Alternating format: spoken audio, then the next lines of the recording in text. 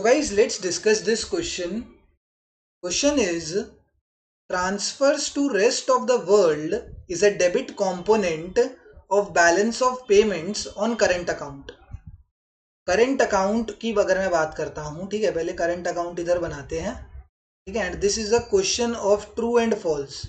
True and false का question है and हमें बताना है ट्रू है स्टेटमेंट या फॉल्स है. करंट अकाउंट की अगर इधर बात हो रही है ना, तो करंट अकाउंट ऑफ बीओपी में क्रेडिट साइड पर क्या आएगा एंड डेबिट साइड पर क्या आएगा. क्रेडिट साइड पर हमेशा वो चीजें आएंगी करंट अकाउंट में जहां से हमारा फॉरेन एक्सचेंज का इनफ्लो आ रहा हो. मतलब हमारी कंट्री में जब फॉरेन एक्सचेंज आ रहा होगा, इनफ्लो आ रहा होगा उसका, तो हम क्रेडिट साइड पर लिखेंगे. एंड जब हम फॉरेन एक्सचेंज का क्या करेंगे, आउटफ्लो करेंगे, फॉरेन एक्सचेंज को अपनी कंट्री से बाहर बेचेंगे. फॉरेन एक्सचेंज क्या है?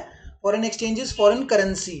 जब फॉरेन करेंसी का आउटफ्लो देखने को मिलेगा तो डेबिट साइड पर आएगा, एंड जब फॉरेन करेंसी का इनफ्लो देखने को मिलेगा तो वो क्रेडिट साइड पर आएगा.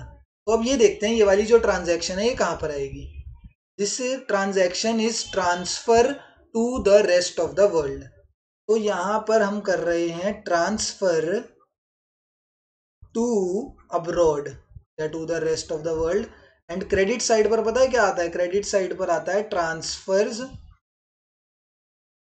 From abroad. अब इतनी सी बात समझो, मैंने तुमसे कहा कि तुम्हारा कोई रिलेटिव है जो यूएसए में रहता है, अगर वो तुम्हें कुछ पैसे दे रहे हैं या गिफ्ट्स दे रहे हैं, ठीक है, अगर उन्होंने तुम्हें पैसे दिए तो वो फॉरेन एक्सचेंज का इनफ्लो होगा हमारी कंट्री के अंदर. तो अगर ट्रांसफर्स फ्रॉम अब्रॉड है तो वो क्रेडिट साइड पर आएगा.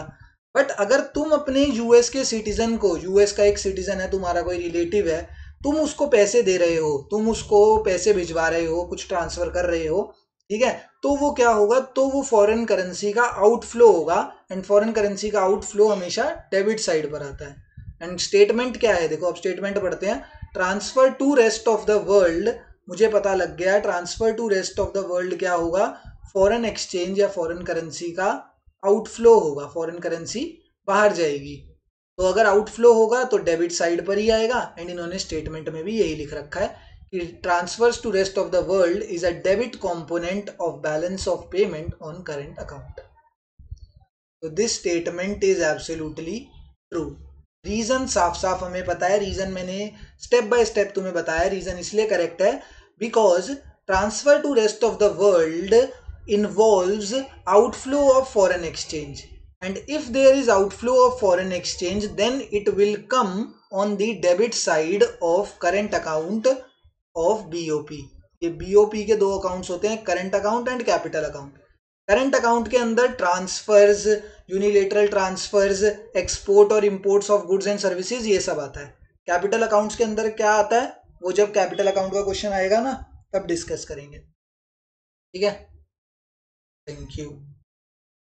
तो अभी इसका answer, the answer to this question is that this statement is true. Thank you.